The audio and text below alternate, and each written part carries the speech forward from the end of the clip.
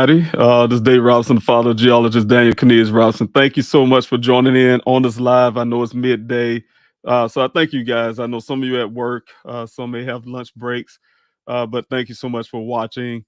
I just want to jump in it really quick. I'm just here today to reiterate some of the things that I have been doing since searching for my son. As you guys know, over 49 weeks of desert search, over 35,000 acres of land covered out there, thousands upon thousands of flyers put all across this country, and doing my own independent investigation. I hired a private investigator as well, and I'm doing a whole lot, you guys. But at the same time, this effort is still going, and I just want to make sure I stress that to everybody.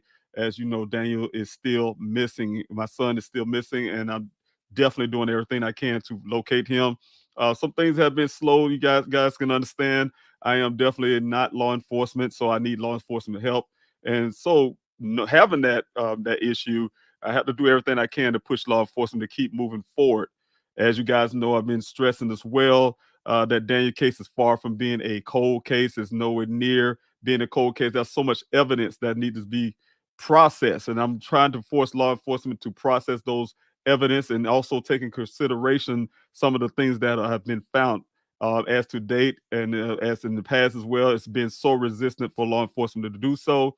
In my opinion, they're more concerned about the way their appearance, they look as if they did a lot of work, or their own personal appearance to the public, than the actual finding Daniel and utilizing some of these things that a lot of these things that I provided for them. Everything we know about Daniel's case, of course, came from my own independent investigation and my hiring of my private investigator. Things like we know about the 11 additional miles on the vehicle, that came not from law enforcement, that came from my investigation. Also, the 46 initial cycles that was put on the vehicle after the airbag deployment, that came from my investigation, not law enforcement.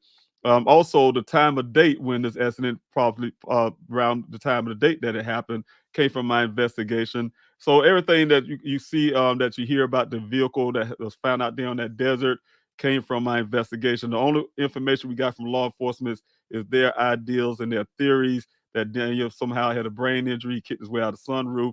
He may have he shredded all his clothes because it was hot, and that's why the clothing was 3 feet away from the vehicle. His wallet, it was found in his clothing. The vehicle was tilted on the side. Things like that. He may have went under a bush somewhere and succumbed to his injury. Some animal ate him, or he just wanted to get away from his family, join the monastery, become a monk. That is the only information they've got from law enforcement to date that bring us closer answers. They're supposed to be bringing us closer to finding Daniel. As you guys know, the answers that I got in my own independent investigation, bringing us closer to what happened that day. Also, the leads that have been following, the leads that I'm still currently, like I said again, trying to get law enforcement to take on. Okay, I'm just here again for a couple of things, you guys. I just want to, I'll put this up on the screen. I did this before. Many of you know who have been following the YouTube channel in the past have seen me put up this. And this is one of the things I have been doing for a while now, for several months now. It's a Melon Protest, and this is leading up to the Melon Protest because I wanted a physical protest as well.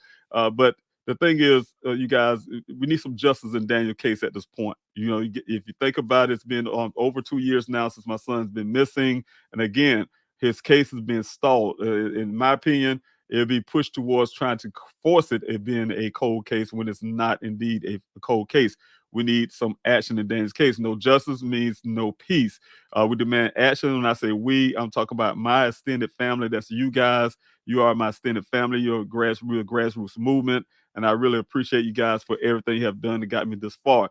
No justice, no peace means that there can be no justice. There could be no peace without justice. My son Daniel has been missing for over 2 years, you guys, 2 years now. It's time for justice in his case. In my experience, you guys, from day one, from June the 23rd of 2021, when I put in that initial call to the law enforcement, the Tempe Police Department at the time, who pushed me over to the Buckeye Police Department. I have been I have put on my investigative hat, you guys. Like I said, I have put on my search hat, and also have been advocate for my son, as well as many other families. We're out there in the desert. We found other human remains, bringing closures, some form of closure for other families. Also closed a case for the Maricopa County Sheriff's Office of a stolen vehicle that I found out in the desert. I feel that law enforcement have failed Daniel, my family, and myself because when I reported or when I wanted to report to the Buckeye Police Department, they went against their policies. Guys, no, they told me I had to wait 12 hours before I could report Daniel being missing. And that's not even their policy. The policy for the Buckeye Police Department is a person should be able to report immediately. As I said to you guys before, families, we always do our due diligence. We know when our loved one is missing, we go check family, we go call friends, we go check their place, like we did Daniel, for instance. We're doing a lot. So the diligence have been done. Law enforcement should have never have any kind of question to a family, a loved one that says, my loved one is missing. We know the loved one, law enforcement do not. We don't need the assumption that law enforcement gave to me about Daniel. He's a grown man. He could disappear if he want to. They didn't tell him that. That is an assumption. There shouldn't have been no assumption as well. He's a grown man. You need to wait 12 hours before you can report. That's time lost, you guys. And that's what we need is action. We need urgent, immediate action for every family. Injustice creates anger, frustration, and a sense of powerlessness. It can lead to social unrest and protest. Let's work towards justice. And that's the reason why I'm saying, you guys, the Melon Protest is a form of protest for that I developed for everybody to join in, everybody in the grassroots movement to help me in my cause, can join in and be a part. You go to pleasehelpfinddaniel.com. You'll see it on the front page how you can join in on the Melon Protest. Because law enforcement was slow to act initially, Daniel remains missing. I really, truly believe that. Because, like I said, movement loss is time loss. Action loss is time loss. You guys, I'm saying, the guys, when law enforcement stall and they drag their feet on a case of a missing person, this is something different from a murder case. We see the 48-hour thing, the television show. No, this is totally different when it comes to missing persons. This is an active event, a very active event that is something need to be done immediately to find these little children that's gone missing, as well as adults that has been going missing, and we don't have answers to their location. People don't just vanish out of the air. So that's the reason why you have to jump on it really quick. Because law enforcement refuses to take the physical evidence of foul play that I gave them, Daniel's justice has been hampered.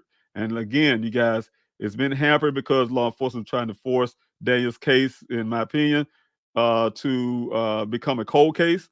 And and I have so much evidence of foul play that I gave them. They refused. They did everything they can to rebut it. They called a own private investigator to try to rebut it, one who have never seen Dane's vehicle physically, but made a full report of something he never saw with his own eyes or even touch, smell, or taste. And also the fact they're refusing to look into what happened in Dane's apartment, to all the other physical evidence that I'm willing to give to law enforcement to get processed. You got the airbags to find out somebody else is in that driver's seat. If it was Daniel Knock, we know airbags produce DNA when it hit your body, right? They're gonna take something off the skin. We want to see also there's blood. Use that. I think sure they have light and chemicals to see if somebody wiped up blood. They say they didn't see blood with their eyes. That is not the way law enforcement should be handling a crime scene. And the other part is they didn't even take that off. As you guys know, they didn't even deem it a crime scene. Of course, they didn't do anything. They just looked with their eyes and didn't see any blood. They didn't test to see if there's any blood. Also, to test the other all over the vehicle to see if somebody else was in that vehicle, could have been holding Daniel at gunpoint if he was in that vehicle. And make sure there was nobody in the vehicle. Test all the airbags. All the airbags deployed. Make sure they're seeing the fibers or this or whatever they need to get out that vehicle. Also, the major part for me is the clothing. Clothing that I've seen have not been processed. The family and me and my family, we do not identify the clothing that law enforcement claim is Daniel Robinson's clothing. We never see him wear them. His sisters see him all the time and live in Phoenix at the time. And she don't recognize the clothing. So we don't claim the clothing, but law enforcement pushing on us says Daniel's clothing. Let's test those clothing and see if it's Daniel's clothing. Let's test those clothing if his clothing. Let's see if he was actually in that vehicle at the time of deployment, airbag deployment, because it would have airbag residue all embedded into that clothing as well. So it's proper way you're doing forensic that law enforcement have not done, and that's the reason why I'm really pushing this, you guys, because law enforcement was slow to refuse. It was slow to act, and also refusing to take the physical evidence that I have in my possession. I've been trying to get Sheriff in the zone. As you guys know, he's retiring next month. He's getting out of there without doing what he said he was going to do for me months ago, over a year ago, to try to get these answers, take on those forensics and get them processed. He has a big processing center. Buckeye don't have any processing center. They have to go to Maricopa County for these things. Maricopa County refusing to do so. Also, we have the whole process of the vehicle, that rapid thing that the Maricopa County Sheriff Office have, that is taxpayers' dollars, and I'm demanding and asking them to do this forensics the proper way on Dane's vehicle, so we can get these answers. These answers are right there, you guys. I have everything else to go along with it that the public do not know. Law enforcement, I hope, do know as well. I don't think I'm that better than law enforcement. But there's some things, if I know it, they should know it as well. But we need to tie those things in together. We tie those things in together that comes through forensics. And when forensics are properly done, then you can come with the evidence that you have. You can get the motives and everything else and put them all together and get the answers you're looking for. I have a solution to this problem. I'm demanding that the Buckeye Police Department release my son's case to outside agency. Tried that many times with the FBI. The FBI, according to the Buckeye Police Department, said, "You, Mr. Robinson, doing such a great job on your own. We're not coming in." Of course, they've written in different ways in their report and things like that. But I'm telling you, this is what they told me to my face. So one person, no secondary. They was what they was told to me personally, that the FBI felt that I was doing such a great job on my own that they was not coming in because of that. So though, despite of the fact, you guys, that just like the Petito case, Daniel's the crime scene of the vehicle was found.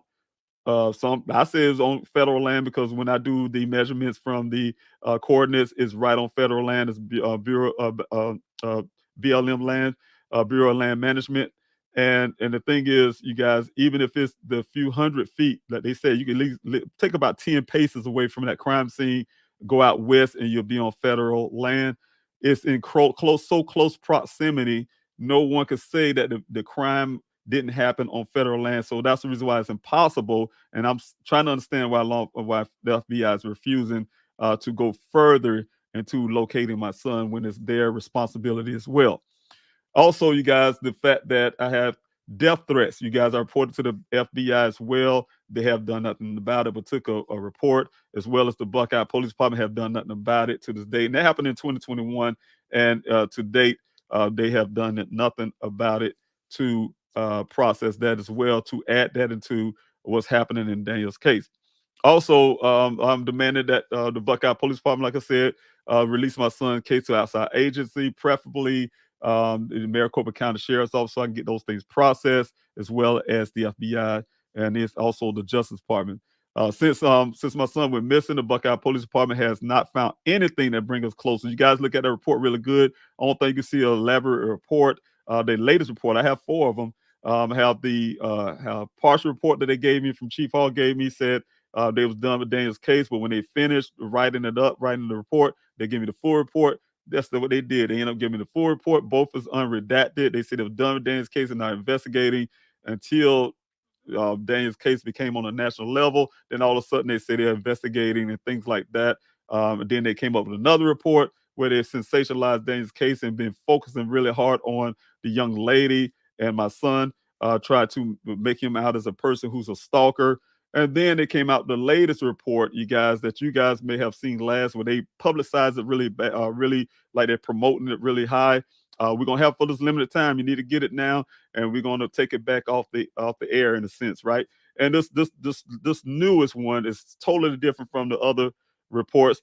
There have been added paragraphs. They've been spreading out the law enforcement, each law enforcement that was doing the same job at the same time, probably sitting in the same vehicle, and they spread out to make it like that. You could tell they was made to appear that they did so much work in Daniel's case, and just broaden it out. And not only this, didn't they stop there? They sensationalized Daniel's case even further, talking about what he searched days before Tempe explosion, for instance. Who knows what that meant? Or there's certain little things they sensationalized with the young lady, as well as for me. There's some personal attacks there as well on my character to bring, in my opinion, doubt to my whole efforts since I've been out there searching as a father for my son.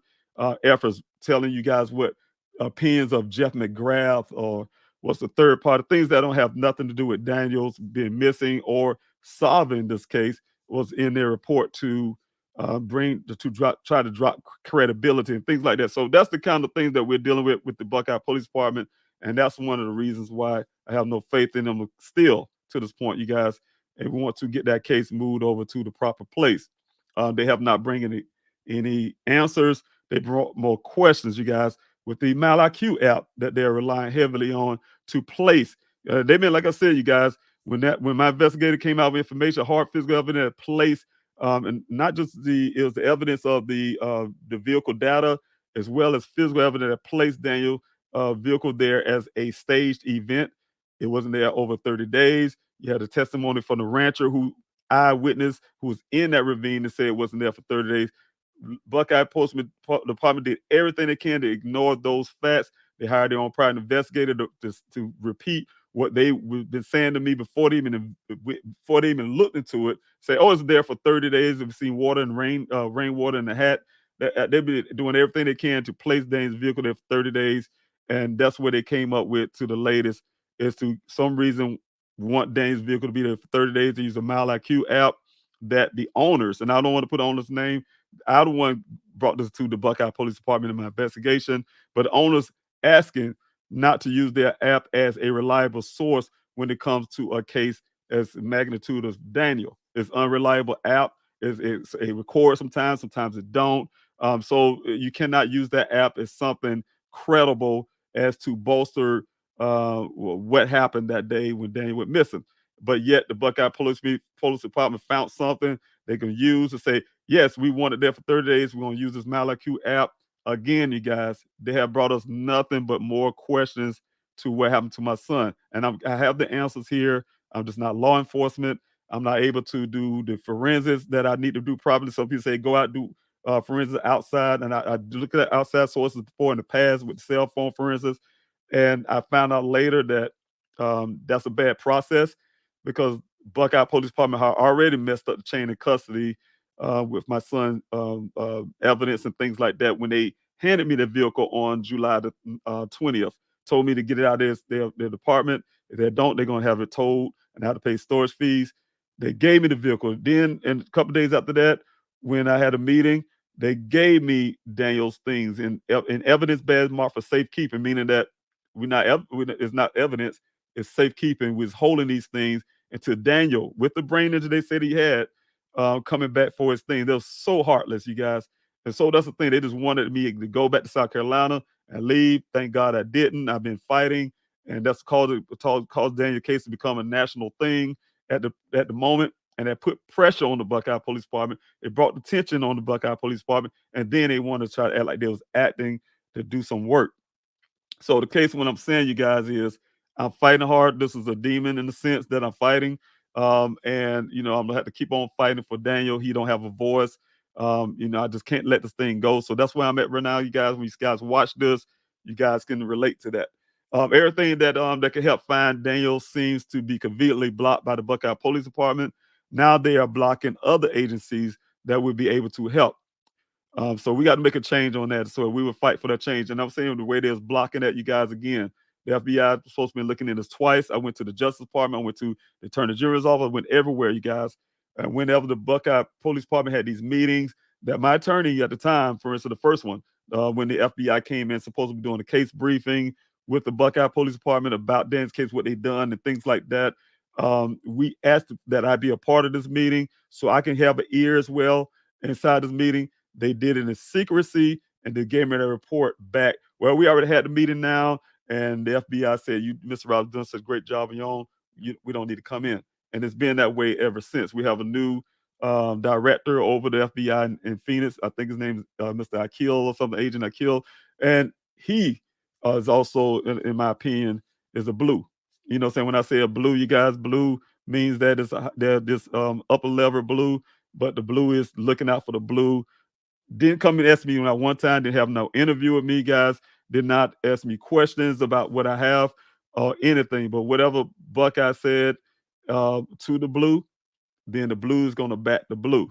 So that's the point where I'm at right now, you guys, in the fight that I'm currently have, that you guys may not be aware of when you guys see me on social media, see me just talking and things like that. But those are kind of fights and the battles that I have going in the background. So still need your support. We can do this, you guys. What we can do, we can peaceably protest in two forms. I created a mail-in protest to get targeted departments' attention and action. If this effort doesn't encourage law enforcement to do forensics on the evidence, guys, that I have from the crime scene, I'm paying to house as well. You guys got to understand it's costly. It costs me every month to house all these forensics. The vehicle in separate location costs me money. They're in jeopardy of being lost. You get what I'm saying, you guys, and I'm sure law enforcement probably you hoping so. And that'll end everything in a sense. So I'm in a process of trying to make sure I keep these things housed properly. I'm currently paying paying to house these forensics. We will move to a physical protest at the departments for justice, and that's what I'm working on as well. I've been working on the search. You guys know that folded on me during the last part of summer as well as going into the winter months. That folded because of the land development that's happening out there, and it'd be kind of impossible for me right now to get volunteers that I want out there. So I do have a nonprofit organization that went out there to do some stuff for me, and also trying to currently get more of that kind of thing going. But as in having a big search out there is kind of impossible right now with the project going on to get you guys out there. So working on that part, but also like I said, definitely want to get this protest going at the department. We know the Buckeye Police Department Sheriff Chief Hall is leaving as well next month. Like I said again, Sheriff and Zone is not going up for re-election. He's leaving next month. So departments have some changes there. I'm still going to keep on continuing to fight. This is a grassroots movement to find my son. Thank you guys for watching. I really thank you so much for being a part of this family. You guys have been wonderful for me, giving all the love and the support that anybody can ask for.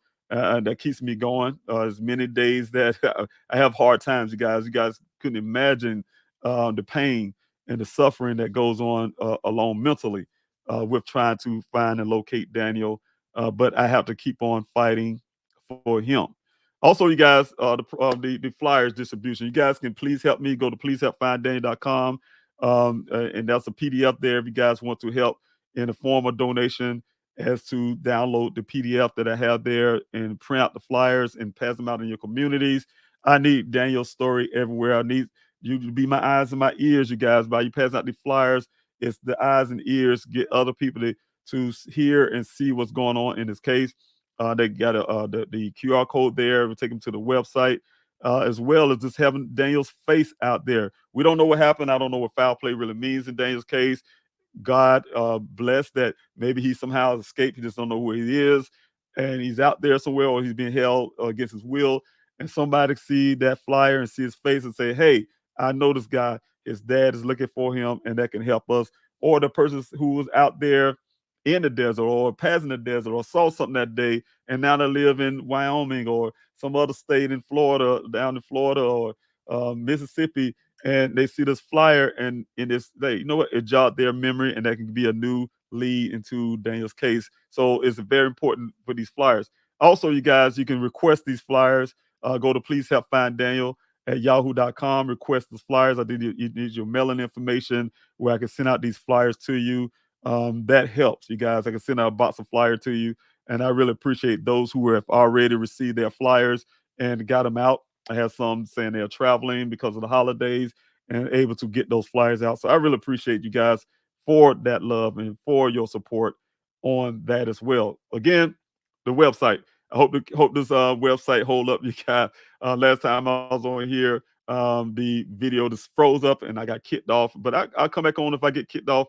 But I'm just letting you guys know in advance just in case. But if you go to the website, please help find Daniel.com.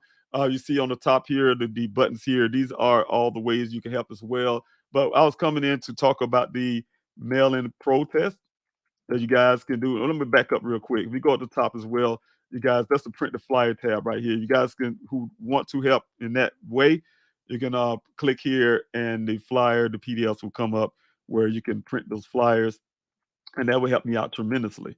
Also, you guys, let me go ahead and make this a full screen so we can look at it a little better. Okay, also you come down again, you guys. This is the Melon Protest part I was talking about. These are the PDFs here, the way the flyers will actually look. But these are the PDFs that when you click on, there's 5 of them, and they will come up, and you can print them out. And if you guys can you mail them to the Buckeye Police Department? This name is going to change. I got to find out who's going to take over Chief Hall. I got to find out who's going to take over Sheriff in the Zone. And so those names will change, but the address is going to stay the same. So you guys can please help out by printing as many flyers as you can. Those I call them not flyers, but picket signs, as many as you can, and put them in an envelope. There's another form of donating as well. Put them in an envelope, put a stamp on it, and send it to the address. And you guys, when I'm saying send them, send as many as you can. If you guys are fortunate, and I really thank you, if you're fortunate to send out hundreds of thousands out, that's what I'm looking for. A whole lot of it. You can imagine what I'm trying to do, you guys. Is from everywhere, everybody join in and send these flyers in, these picket signs into these apartments, so they would not forget who Daniel Robinson is. They would not forget that the father is still here fighting for his son, and he's not going to give up. They would not forget anything I'm trying to do, and that I have a grassroots movement of you guys with me, join in with me, and we're not going to take no for an answer. They will be doing their jobs. I need thousands of flyers, you guys, thousands of these letters going out weekly, if you guys can, to avoid the cold case status that I feel that law enforcement is waiting on. Is willing to say to you guys in the public, well, like they said before, Buckeye Police Department, before the vehicle showed up, we exhausted all our leads. There's well, after the vehicle showed up, they said this in their on their Facebook page, but they since took that post down. They said they exhausted all their leads and they have nothing else to go on, and they have plenty information. I had plenty information, so I know if I have those information at the time, law enforcement should have the information. I don't work for Buckeye, and they shouldn't have. Shouldn't have. I have heard Chief Hall at one time, twice, and I told my attorney if he do it again, it's going to be some legal action against him. But he kept accusing me of holding back evidence, and that was far from the truth. You guys know, if you look at the pleasehelpfinddaniel.com website, as again, if you go up here to the top, you can click on the volunteer to search, but submit information right here. This button here, this goes straight to the Buckeye Police Department, guys. If you got information about Dane's case as well, this go. You got some pictures and things. You'll see when you click on that, you will see a form come up, and it will tell you anything you put here will go to law enforcement, you guys. So that was far from this been that tab been there from day one when I created the pleasehelpfinddaniel.com website. And so it's far from what Chief Hall tried to put out there in the public. Like I was holding back some information and things like that. Everything I have, I given. Law enforcement didn't come up with anything, you guys, in Daniel's case. I had to go provide law enforcement with this information. I'm sure it's information they didn't like. They fought against it, and now they're at a standstill and not going any further. So I had to push them to do this work that they should be doing. Again, you guys, you go to pleasehelpfinddaniel.com. Ways you can help me is right here on the website. So again, I thank you guys for joining in on this live. I want to get off now, but thank you so much. I really truly appreciate each and every last one that has been watching. Happy holidays to you and your family. And again, you guys, I always tell you, like I say, always hold those loved ones close and tight and dear. You guys, always tell your loved ones that you love them, as much as you can.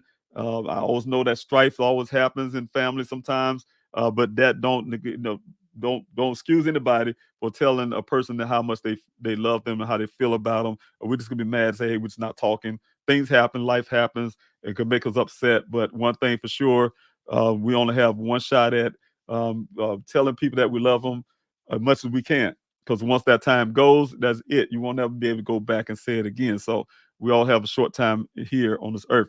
But thank you so much, you guys. I truly appreciate you. Again, like I said, happy holidays to you. I'm going to try to do some more lives and things like that. But if I don't, I hope to see you next year on the lives and things that I will be doing. Also, look forward to hearing some new events or maybe a search or a protest that may be coming up in the first part of the year. I'm working some things right now to try to get some things going. And if those things happen, I will announce those as well. So again, thank you guys. I truly appreciate your time. God bless you. Have yourself a wonderful day.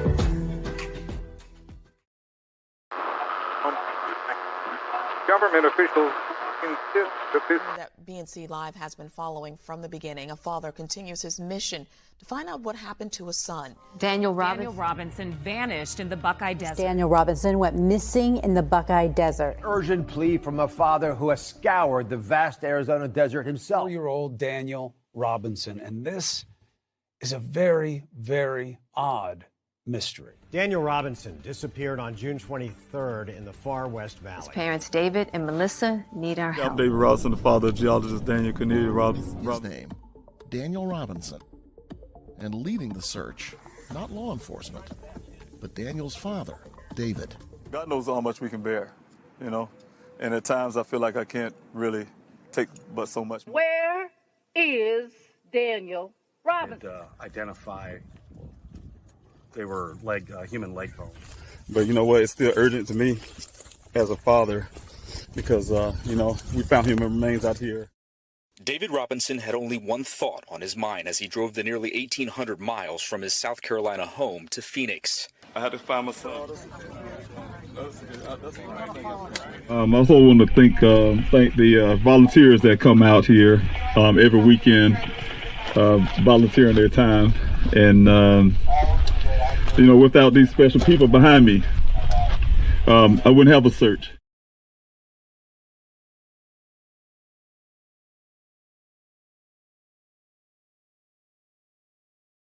How does a young man vanish off the face of the earth? How does that happen? No record, no sightings, nothing. He's just gone.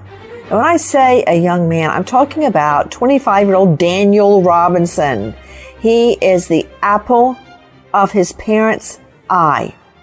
A young geologist, music lover, good-looking, great grades, the works. So why can't we find Daniel? I'm Nancy Grace. This is Crime Stories. And his dad, David Robinson, is using the GoFundMe money to fund his own investigation and the desperate search for his boy, his son, Daniel Robinson, 25 years old. What happened to him? How did he just disappear? David Robinson, sir, thank you so much for being with us. Tell me when you first realized your son just hadn't called in a couple of days, that he was truly missing. Yes, my son, on the 23rd, I did get a call from my daughter. She also lives out in Phoenix. And at times I feel like I can't really take but so much more. But in his weakest times, David says it's the volunteers that provide him strength. You know, everybody know that I call them my extended family. And so this was the same thing. We all here have one common goal, and that's to find Daniel and also to bring light what happened to other families. As the Robinsons' extended family light candles tonight, their collective light shines towards that day when their question is answered and Daniel comes home. Josh Sanders, 12 News.